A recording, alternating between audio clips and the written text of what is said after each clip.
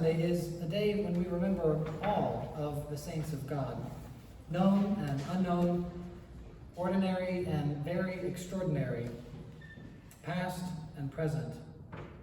All Saints' Day and also All Souls' Day are times when the barriers of time and death that usually seem to separate us from those we love and have lost to death suddenly seem thin.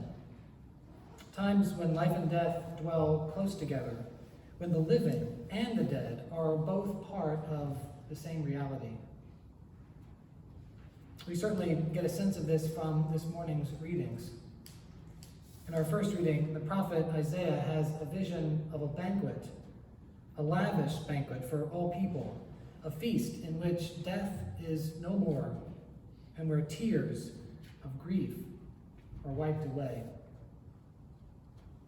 In our second reading from the book of Revelation, John has a vision of the heavenly Jerusalem, the place where the saints who have died now dwell. But it's not, it turns out, a faraway place, someplace up in the clouds. It's close. It's coming down out of heaven.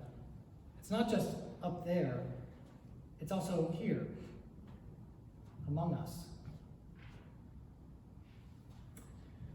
And then there's our gospel story, this story from John's gospel about Jesus raising Lazarus. I can think of few more poignant stories in the gospels, and few stories where life and death dwell so close together, where the space between them is so thin.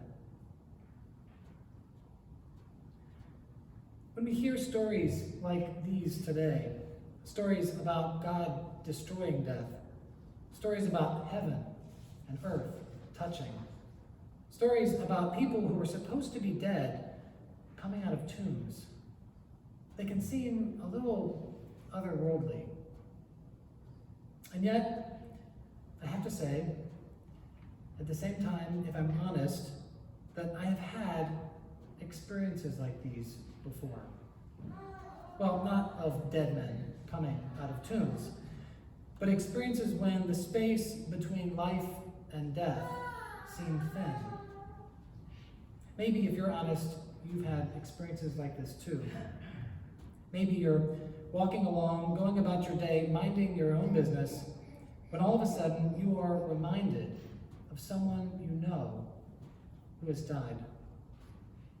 Maybe something you smelled reminded you of this person, or something you tasted, or maybe you heard a song on the radio that you always associated with them, or a hymn in church, or maybe you saw someone whose face bore a striking resemblance to their face, or who moved their hands like they moved theirs, or whose voice reminded you of their voice. Whatever it was, all of a sudden, it felt like this person was present to you in a real way. It sounds hokey, right? And yet, it's not. This actually happened to me a few weeks ago. I was running early one morning in Seward Park, when all of a sudden, I saw in the face of a woman walking past me from the opposite direction, the face of my friend Jeanette. This woman was a complete stranger. I didn't know her from Adam, but there was something about her white hair and her face and the way she was holding her lips and the way she walked that reminded me of Jeanette. It was eerie. And I have to say, in that moment, Jeanette was present to me. I don't know how, but she was. Which was a great consolation, because I have missed her so much in the time since she has died. 9 years have passed since her death, but it feels like yesterday. Jeanette was someone you might call an unlikely friend. I met her when I was 13 and she was 73. There were 60 years between us, although that never seemed to matter very much. As a kid, I used to cut grass for people in my neighborhood, mostly older women who lived alone. Jeanette had heard about me through the grapevine, And one day she called me up and said she'd like to give me a try. The next afternoon, I arrived at her place with my little orange electric lawnmower. It was practically an antique. I'd inherited it from my great aunt Susie, but it had always done the job until now. Soon after I started cutting Jeanette's grass, I realized this was not going to be a routine appointment, and Jeanette was not going to be like all of my other customers. Rather than go inside and leave me to my business like all the other old ladies, she perched herself on the front step and watched my every move. After cutting just 2 rows of grass, I looked up and I saw her waving her arms at me. "Stop," she said, "stop right now. Your lawnmower is tearing up my lawn. You can't cut my grass with that thing." Now, I'd cut grass for nearly a dozen people and never had anyone complained about my lawnmower. Who is this cranky old lady to tell me how to do my job? I was tempted to tell her that she had a lot of nerve and that she should find someone else to cut her grass if she wanted it to look like a golf course. But for some reason, I held my tongue, and I listened to her advice, and I went home, and I said, "Mom, I think it's time for me to get a new lawnmower." The next day, I turned up at Jeanette's again with my brand new self-propelled gas lawnmower, and I cut her lawn to her exact specifications. And from that day until the day I moved away to go to college, I cut her grass every single week. The hours I spent at Jeanette's house over the years became much more than a mere business transaction. Much more. Week after week, year after year, I received from her the gift of an education. And we received from one another the gift of friendship. Jeanette always slept late, so I could never arrive to cut her lawn before about 1 o'clock in the afternoon. When I did, however, and rang her doorbell, and more often banged on her door because she was hard of hearing, she would appear, still in her bathrobe, but always with her bright red lipstick on. Her home was modest, though beautifully decorated from the art that she had collected from her travels. She had been a wave in the Second World War and had been around the world. It's hard to imagine Jeanette being tied down by anything or anyone. She'd never married, she didn't have any children, although she had once been engaged and still wore the large diamond ring even after the wedding was called off. Listening to her tell stories about her trips, I became aware for I think the first time that the world was a lot bigger than my little hometown would lead me to believe. On Saturday afternoons, Jeanette always had the opera on the radio, and she taught me, a teenager, to like opera. She would reminisce about the days when she and her sister had season tickets to the Met when they lived in New York City. "God in heaven," she would say, "I love the opera." She also loved cooking, and she taught me to love cooking too. The end product, yes, but even more, the process of cooking, of creating something. Jeanette would happily spend all afternoon in the kitchen, meticulously chopping vegetables for lentil stew, or washing basil to make pesto, or making matzo ball soup or tapioca pudding to share. And then there was what she taught me in her backyard garden, about plants, yes, but also about life. Every week during the growing season, she would take me out back and show me what had grown or what had bloomed. In the spring, there were the tender sprouting herbs she planted from seed in the terracotta pots on her patio. In the summertime, there were the purple coneflowers, the cosmos, the hydrangea, and the clematis climbing up her balcony. In the fall, there was the burning bush, bright red. In the winter, she'd call me over to see the amaryllis blooming in her windowsill. Nothing escaped her notice, not the tiniest bud. Nothing was too insignificant to bring her joy or wonder.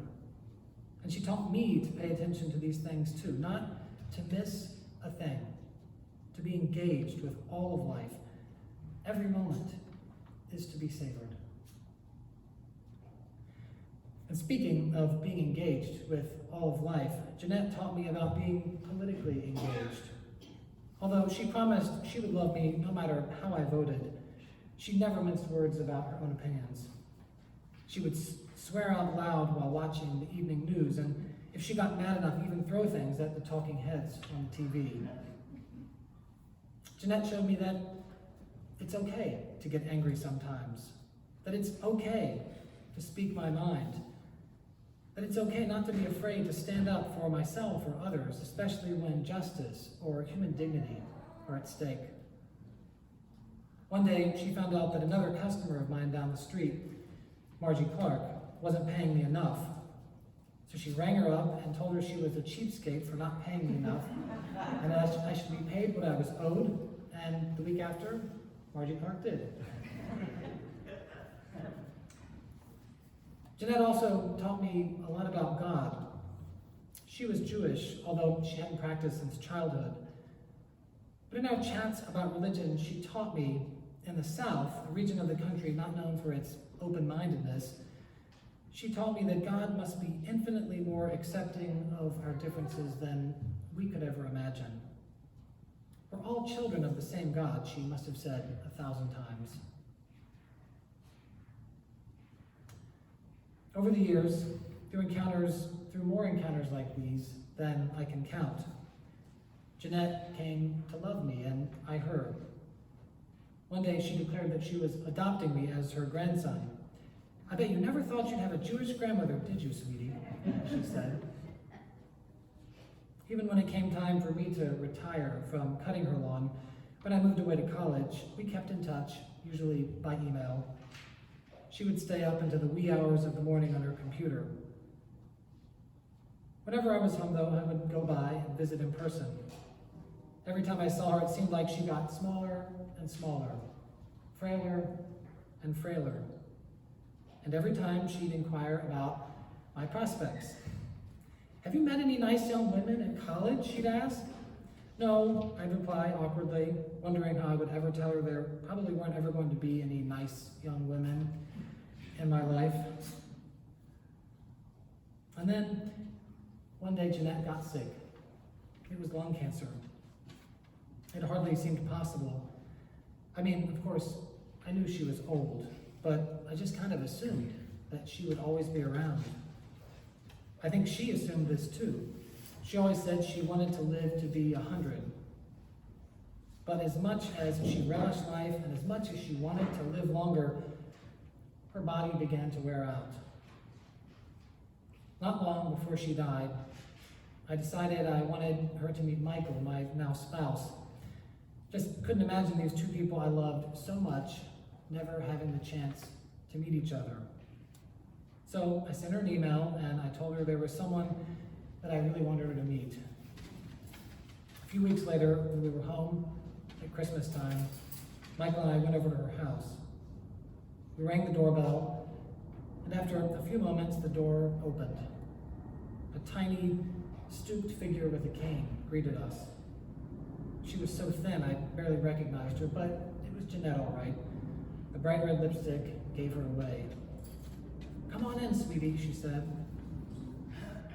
We sat down, the three of us, on a couch, me in the center. "Jeanette," I said, "this is Michael."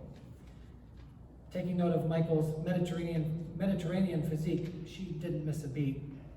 "Oh, sweetie, I'm so happy you finally brought home a nice Jewish boy." We laughed and laughed, and Jeanette told us how happy she was that we had met and how good-looking we were together. And she told stories about the days when I used to cut her grass, and we laughed some more, and when it was time for us to go, she hugged us both tightly for the last time and said goodbye.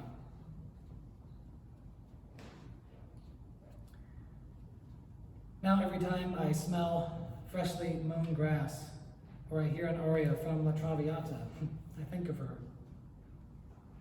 Every time I catch myself saying, "God in heaven," or I find myself swearing at the politicians on my own computer screen, or trying to speak up for what is right, or making lentil soup, or marveling at the sheer beauty of an amaryllis in full bloom. I feel her presence close beside me.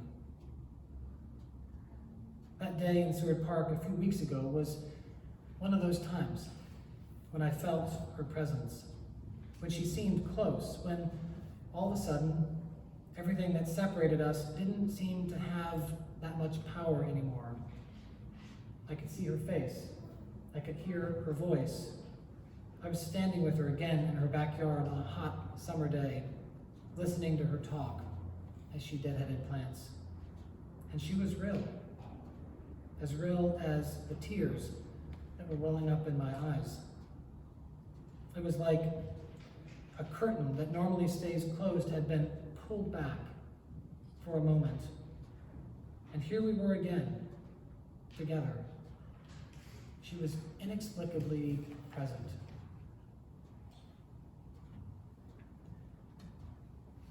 I think it's this presence that we celebrate this morning on All Saints Sunday. I'm not talking about deja vu or ghosts. I'm talking about something that is real as all of us sitting here today. I'm talking about the communion of saints. All Saints is a day when we celebrate this vast family of people, a family that includes the living and the dead. Those of us gathered here today, as well as the people around our altar this morning, those we've loved and who have loved us, yet whom we see no longer. So big is this family, so mysterious, so wonderful, that it transcends everything that separates us from one another, time and space, even death. For in the communion of saints, all these are but a breath.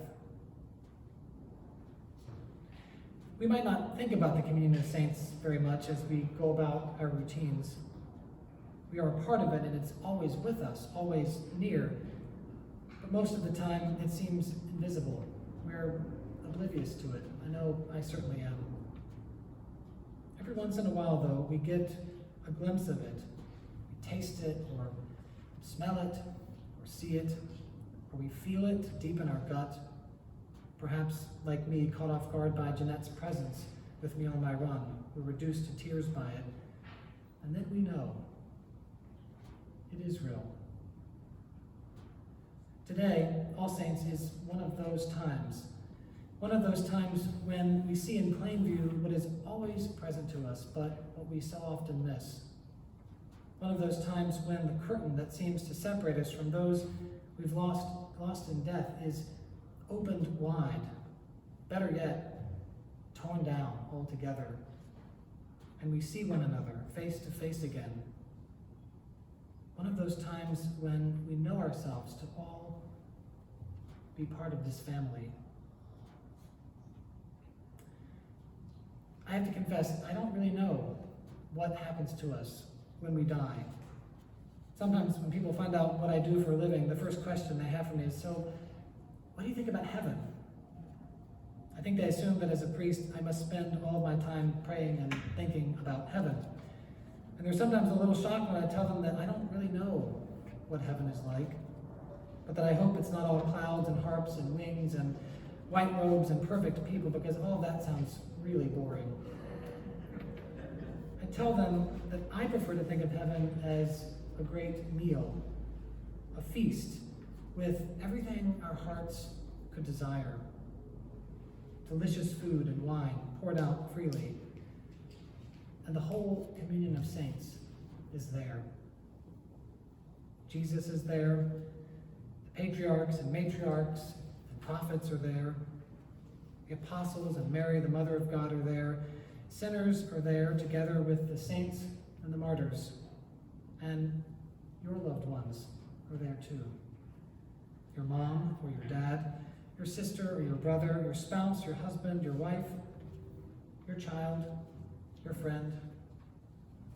They're all there at the feast. And you and I are invited to the feast too.